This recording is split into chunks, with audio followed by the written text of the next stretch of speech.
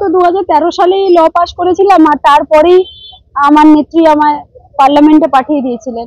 তো পার্লামেন্টে 10 বছর আরামবাগের মানুষের আশীর্বাদ, ভালোবাসা, দোয়া নিয়ে আইন সভায় আইন তৈরি করার যে বিধি, যে নিয়ম কানুন, তার সাথে জড়িত ছিলাম।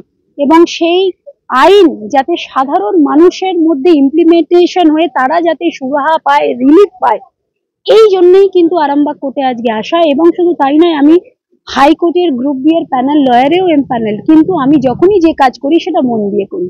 যখন 10 বছর সাংসদ হিসাবে কাজ করেছিলাম, মানুষের পাশে 100% থেকে মমতা বন্দ্যোপাধ্যায় দলের আশীর্বাদ নিয়ে কাজ করেছি। এখন আমি মনে করেছি যে এখানকার আমি সাংসদ হিসাবেও দেখেছি যে কাজ করতে গিয়ে কত মানুষ লিগ্যাল অ্যাডভাইসও আমার কাছে নিতে এসছে, তারা অনেক জায়গায় সুরাহা পায়নি। সেই তাদের বেদনার কথাগুলো আমার চোখের সামনে, আমার মাইন্ডে যেন সবসময় একটা কোথাও নক করতো।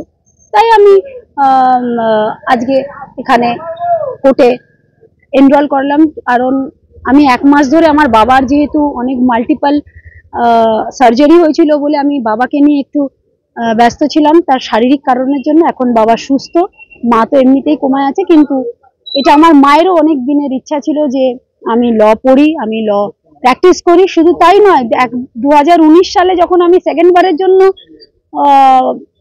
আমি ভোটে দাঁড়িয়েছিলাম, তখন আমি LLM এরও পরীক্ষা দিচ্ছি একদিকে ভোটেও লড়ছি। তো মানুষের আশীর্বাদ, মা বাবার আশীর্বাদ, মমতাদির আশীর্বাদ নিয়ে জীবনে এগিয়ে যাওয়া এবং পজিটিভ মানুষের সাথে থেকে পজিটিভ কাজ করে সোসাইটিকে পজিটিভ কাজ হেল্প করা, এটাই আমার কাজ। এখানে প্র্যাকটিস কবে থেকে করবেন?